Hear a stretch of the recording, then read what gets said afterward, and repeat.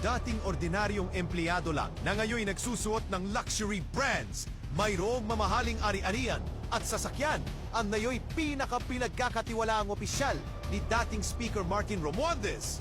Hindi lang daw siya basta-basta opisyal, kundi ang tinaguriang point man ng dating Speaker. Walang iba kundi si Sofonias Bonyong Gabonada, ang Deputy Secretary ni Martin Romualdez, ang nagtulak upang maitaguyod ang programa ng gobyerno tulad ng AKAP, AICS at TUPAD.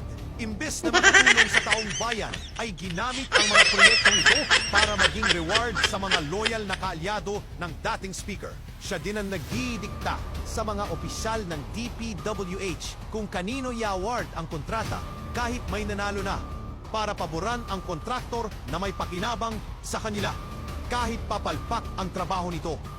Sa gitna ng lumalagong kontrobersya sa flood control projects, bakit tila hindi lumulutang ang pangalan niya?